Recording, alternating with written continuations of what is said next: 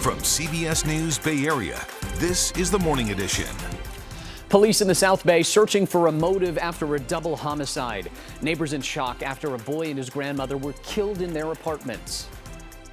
Recent shootings on Bay Area freeways are prompting drivers to change their routes, nervous they'll become the next innocent victims. And a fire erupts at a famous San Francisco bakery in business for more than a century. But thanks to quick action, firefighters stopped this bakery from burning down. Good morning, and it's great to have you with us. I'm Max Darrow. Devin is off today. Today is Saturday, August 5th. Let's start with a quick check of our weather with First Alert meteorologist Paul Hagan. Temperatures started to warm up yesterday as high pressure builds in the upper levels of the atmosphere. It means a return of the heat dome from the desert southwest.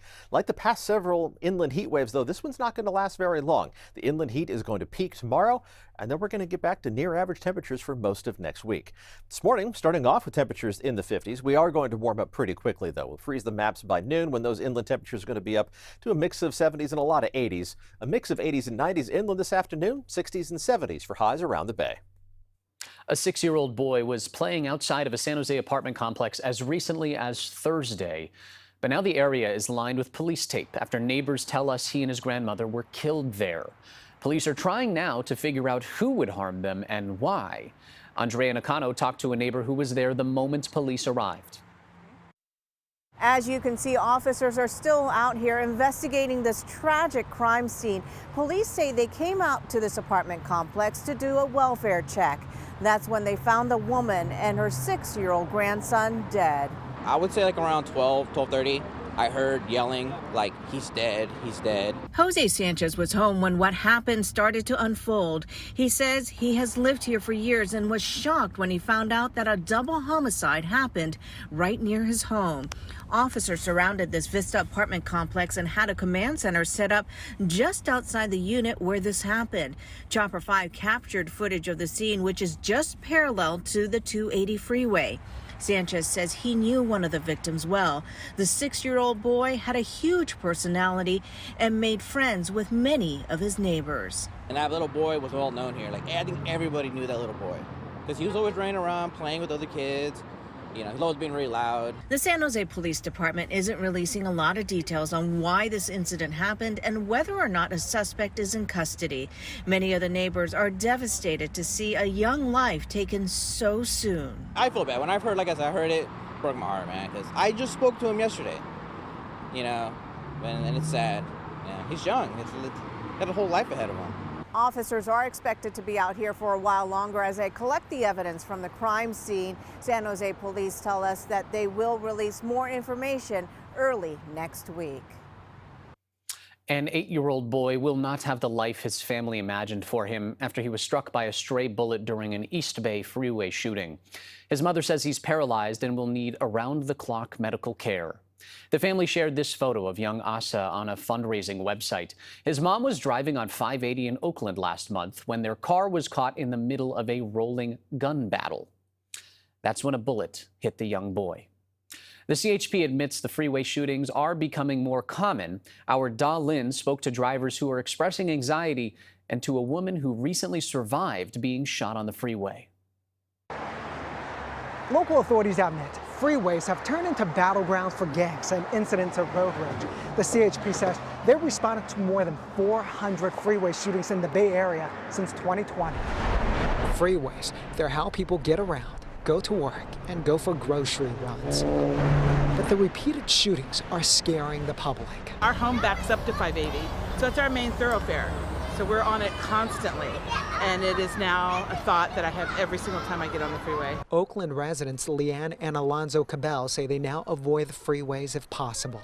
They drove on city streets on Friday to take their granddaughter to the park. I used to honk more when someone would cut me off or speed up and try to look over and get eye contact, and now I just let people go about their day.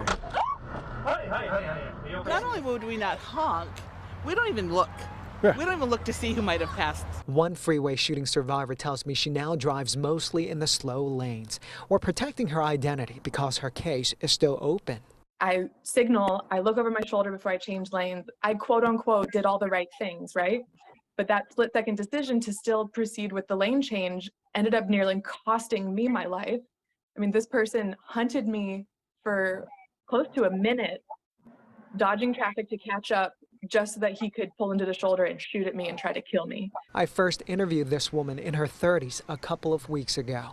The CHP called her case a road rage incident. Multiple bullets hit her car. One shot struck her right leg.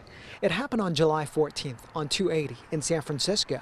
The same day, the 8-year-old boy was paralyzed by a stray bullet on 580. Investigators say the two cases are not connected. I'll be thinking about him every day. Like, I'm lucky to be alive. His outcome is so different. Many drivers like Leanne and Alonzo say given how dangerous freeways have turned into, they now support freeway cameras. I used to be more of, more cameras are more trouble, but now it's like more cameras could help solve a shooting or a murder. The CHP says no arrests in the 2 July 14 freeway shootings. They're asking witnesses with dash cam videos and Tesla drivers to come forward because Teslas have built-in cameras. That was Dalin reporting. The San Francisco archdiocese has so many sexual abuse claims against it, it will probably go bankrupt. Its archbishop made the announcement yesterday that Chapter 11 bankruptcy is very likely. That would enable the archdiocese to handle the cases as a group instead of individually. There are more than 500 lawsuits pending for sexual abuse. A close call for a legendary Italian bakery in San Francisco known for their focaccia bread. A fire broke out at Laguna Bakery yesterday in the North Beach neighborhood. It started in one of the ovens at the building on Stockton Street at around 11 o'clock in the morning. Now, there were concerns it could spread to the residential units above the bakery, but firefighters contained the fire within 30 minutes and saved the iconic spot. We have a problem with the old brick oven that we've had for over 100-something years, and apparently, I guess, from heating the oven, we use a flame, and the flame must have affected the walls. It's been here since 1911, and it's been a staple of North Beach, everywhere, very well known. Very sad to see this going on. A voicemail recording at the bakery says the business will be closed until further notice. Well, it's not unusual to see a viral video of a brazen robbery, but an attempted theft at a 7-Eleven in Stockton is getting a lot of attention. That's because workers tried to take matters into their own hands. As Leanne Denyer tells us, some people are asking if the workers went too far, and we do want to warn you, the video may be difficult to watch. The beating seen in this now viral video is under investigation by the Stockton Police Department. The more than 5-minute clip shows a man emptying shelves of cigarettes from a Stockton 7-Eleven store into a trash can. And I'm telling him, no, there's nothing we could do. There's nothing you could do. There's nothing, we just let him take and just go. And store clerks stepping in as a bystander recorded the tense moments. That 7-Eleven is on South Center Street in Stockton. Trying to fill it out because I say my job is to make it home. We have these here. It's about a half-mile away from the business co-owned by the man who took that video, who wanted only to be identified as data. Hopefully everyone learns in the situation to win a better mind state next time. He says he was just stopping by the 7-Eleven for Red Bull and gas when he saw the masked man go behind the counter. Once the guy was done, he tried to bypass the other employee. Other employee grabbed him, and the other employee went and grabbed the stick, and then from there, the fiasco happens. In the clip, the man is hit more than 24 times. Then I had to get really stern with my words. It's enough. And then, so they kind of stopped, and I kind of was narrating the situation. Look, he doesn't have a gun. He's all right. Are you done? Are you done? Are you done? All right, now it's time for everyone to go. He need to go, and you guys need to stop. Stockton police say someone from the business eventually called police. Officers took a report and they are investigating. Coming up, an update on the string of mountain lion sightings in the North Bay and what residents are being advised to do if they see one. And a bear that is breaking into homes in South Lake Tahoe for the past 2 years won't be doing so anymore.